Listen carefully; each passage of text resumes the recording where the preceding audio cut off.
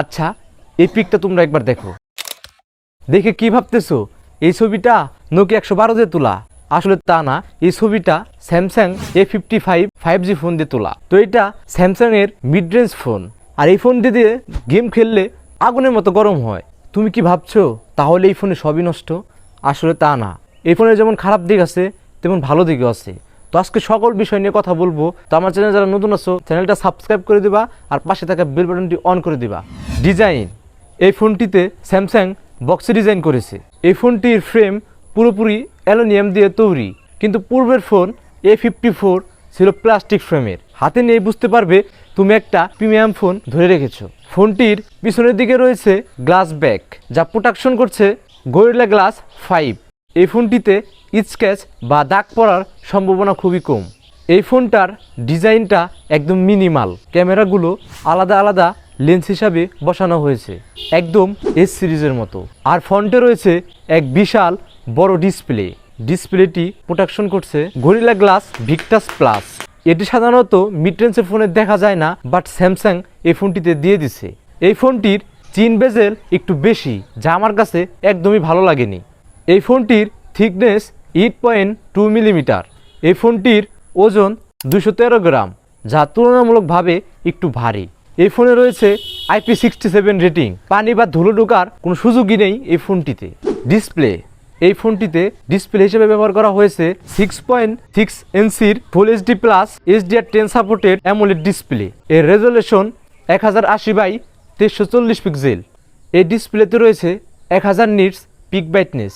আমি আউটডোরে গিয়ে বাইরে গিয়ে ইউজ করেছি, কোনো রকম দেখতে অসুবিধা হয় না।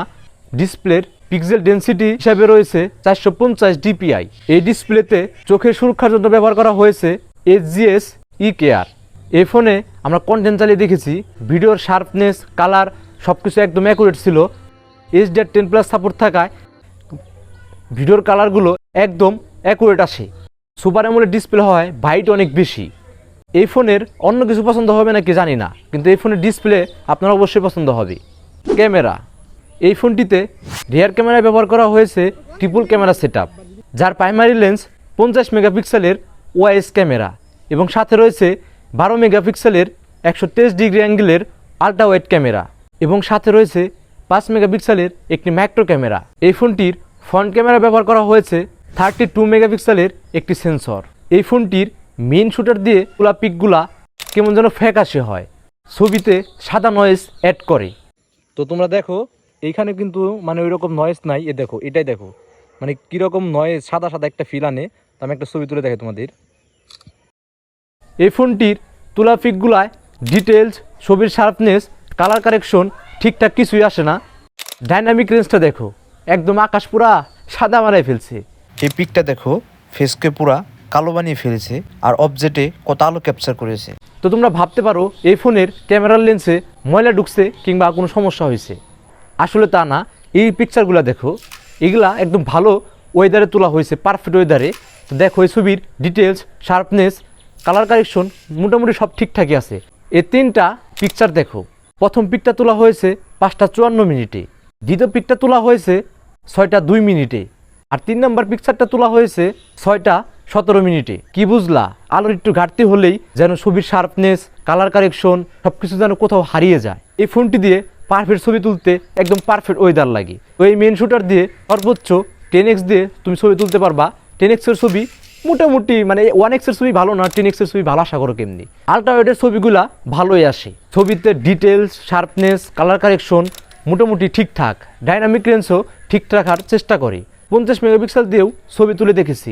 50 মেগাপিক্সেলের ছবিতে যে পরিমাণ ডিটেলস থাকার কথা সেই পরিমাণ ডিটেলস থাকে না। তো দেখো এখন আমি 50 মেগাপিক্সেল দিয়ে ছবি তুলতেছি, ছবি তুললাম, বাট জুম করলে যতখানি ডিটেলস পাওয়ার কথা ততখানি পাওয়া যায় না। দেখো কেউ অনজানি হয়ে যায়, মানে সাধারণ পিকচারের মতো হয়ে যায়, অতটা ডিটেলস নাই। আর এমবি খাই 10 MB খাইছে, কিন্তু অতটা ডিটেলস নাই। 50 মেগাপিক্সেল থাকবো ক্লিয়ার। এই দেখো কিরকম গুলা হয়ে যায়। পোর্ট্রেটের ছবিগুলোতেও যথেষ্ট আলো না থাকলে গু লেভেলের ছবি ক্যাপচার করে। এই ফোনের ডাইনামিক রেঞ্জটা দেখো একদম বাজে। ফেসের অবস্থাটা দেখো কত কারো করে ফেলছে, আর পিছনের আলো কতটা ক্যাপচার করেছে। মানুষ দেখা যাচ্ছে না, কিন্তু ব্যাকগ্রাউন্ডে আলো দিয়ে বসায় রাখছে। এই ফোনটির বেলার অ্যাকুরেসি তেমন একটা ভালো না। দেখো মাথার ওই জায়গায় চুলের ওইখানে বেলার ছেড়ে দিছে। তবে পারফেক্ট ওয়েদার পেলে পোর্ট্রেটের ছবিগুলো অনেক সুন্দর হয়, কালার কারেকশন, শার্পনেস সব কিছু ঠিকঠাক থাকে, ছবিতে ভালো ডিটেলস পাওয়া যায়। মানে পারফেক্ট ওয়েদার না থাকলে আপনার ঘুলে বেলে ছবি উঠবে, আর পারফেক্ট ওয়েদার থাকলে আপনার মধুর মতো ছবি উঠাবে। এই ফোনটির ম্যাক্রো ক্যামেরা মোটামুটি ভালোই, তো ম্যাক্রো ক্যামেরা যে ছবি তুলেছি ম্যাক্রো দিয়ে ভালো ছবি ক্যাপচার করতে পারবেন। নাইট মোডের ছবিগুলায় কালার বেশি বুস্ট করে ফেলে। আমার লাল গেঞ্জিকে দেখো কি কালার বানিয়ে ফেলেছে। নাইট মোডের ছবিতে ফেসটাকে ঠিকঠাক রাখে, এই জিনিসটা আমার কাছে ভালো লাগছে। তুমি নাইট মোডে ছবি তুলবা, ওইখানে লাইটের আলো থাকলে সেখান থেকে একটা রেখা তৈরি হয়। এই ফোনটি দিয়ে তুমি 4K 30 fps সর্বোচ্চ ভিডিও করতে পারবা। তো এটা হলো তোমার স্যামসাং A55 এর 4K 30 fps সর্বোচ্চ ভিডিও করা যায় ওই ভিডিও। তো দেখতে পারতেছো ভিডিও কোয়ালিটি। তো এটা হলো তোমার সর্বোচ্চ কোয়ালিটিতে ভিডিও করতেছি। এটা স্যামসাং মানে স্যামসাংয়ের যে মাইক্রোফোন আছে ওই মাইক্রোফোন দিয়ে রেকর্ড করা হচ্ছে। তো এই হলো কোয়ালিটি। এই ফোনটিতে সুপার স্লোমো আছে। সুপার স্লোমো আমার কাছে অনেক ভালো লাগে, সুপার স্লোমো অনেক ভালো হয় এই ফোনটিতে। এই ফোনটি দিয়ে ডুয়াল ভিডিও করতে পারবা। তো এখন হচ্ছে ডুয়াল ভিডিও। তো ডুয়াল ভিডিও সিস্টেম আছে এটা হলো মানে যারা ব্লগ করে তাদের দরকার। তো সামনের ক্যামেরা আর পিছের ক্যামেরা একসাথে ভিডিও হইতেছে। ভিডিও কোয়ালিটি আহামরি ভালো লাগে না আমার কাছে, তবে চলে আর কি। ফোনটিতে রয়েছে সুপার স্টাডি মোড।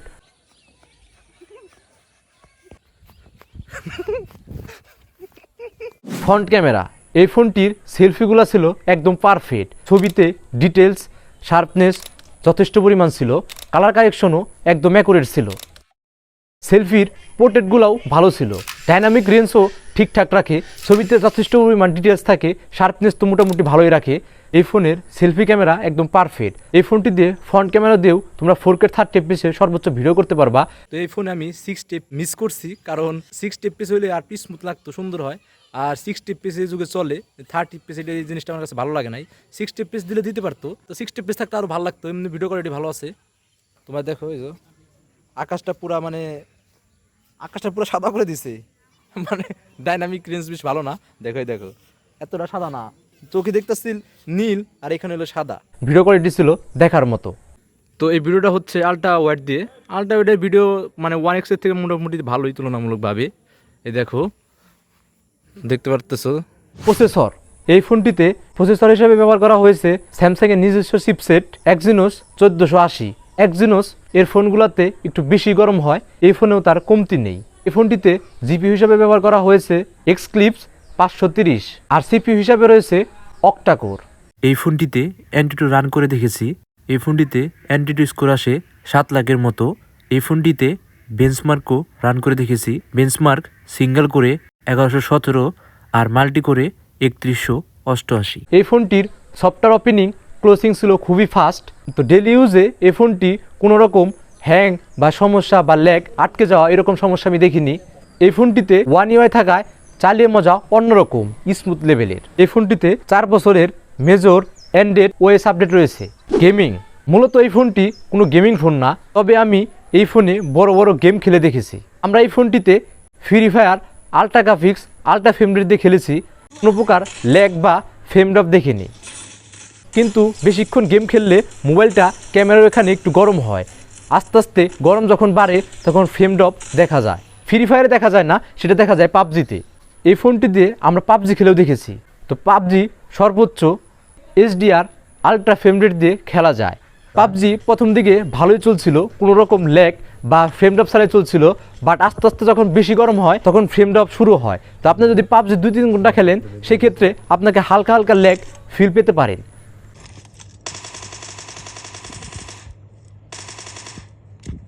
তো প্রসেসর যখন ঠান্ডা থাকে তখন স্মুথলিভাবে গেম চলে। আমরা এই ফোনটিতে S-Pon লাইন খেলেছি, S-Pon লাইনে কোনো রকম সমস্যা হয়নি, S-Pon লাইন একদম স্মুথলি চলে। S-Pon লাইন খেলে আমি অনেক মজা পাইছি এই ফোনটাতে। তো এই ফোনটা S-Pon লাইন একদম স্মুথলিভাবে চলে। তো এই ফোনটায় আপনি যখন বেশিক্ষণ গেম খেলবেন তখন ফোনটা গরম হয়, আর গরম হওয়ার কারণে তখন ব্যাটারি ড্রপ বেশি হয়। এটা মূলত গেমিং ফোন না, বাট আপনি বড় বড় গেম খেলতে পারবেন টুকটাক। আমার কাছে যে ফোনটি রয়েছে এই ফোনটির ভেরিয়ান্ট 8GB 128GB স্টোরেজ। এই ফোনটির স্টোরেজ টাইপ UFS 3.1 এবং র্যাম টাইপ LPDDR5। এই ফোনটিতে 5000 mAh লিথিয়াম ব্যাটারি ইউজ করা হয়েছে। এই ফোনটিকে চার্জ করার জন্য দেওয়া হয়েছে 25 ওয়াটের ফাস্ট চার্জার। এই ফোনটি 0% থেকে 100% হতে সময় লাগে 2 ঘন্টার মতো। আপনি যদি তেমন গেম না খেলেন, ডেইলি লাইফে ইউজ করেন, তাহলে আপনি 5 ঘন্টার উপরে ব্যাকআপ পাবেন। আর আপনি যদি টুকটাক গেম খেলেন তাহলে আপনাকে 4 থেকে 4.5 ঘন্টা ব্যাটারি ব্যাকআপ দিবে এই ফোনটি। এই ফোনটিতে রয়েছে আন্ডার ডিসপ্লে ফিঙ্গারপ্রিন্ট, যা ছিল খুবই ফাস্ট এবং অ্যাকুরেট। এই ফিঙ্গারপ্রিন্টের পজিশনটাও ছিল একদম সঠিক জায়গা মতো। ফোনটিতে ফেস আনলক আছে, বাট স্যামসাংয়ের ফোনগুলোতে ফেস আনলক একটু স্লো হয়, এই জন্য আমি দিয়ে রাখি নাই। এই ফোনটিতে ব্যবহার করা হয়েছে ডুয়াল স্পিকার।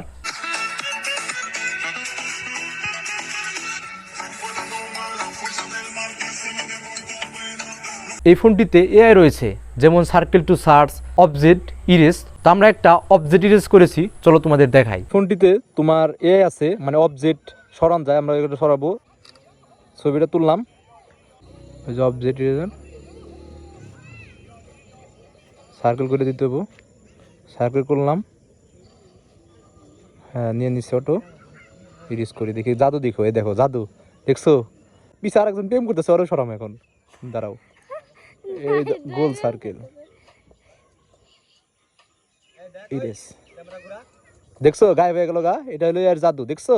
এই ফোনটার কি কি আমার কাছে ভালো লাগে, এই ফোনটার ডিসপ্লে One UI 7.0 থাকায় আর 120 হার্টজ থাকায় মানে ডেইলি লাইফে চালিয়ে অনেক মজা পাইছি আমি।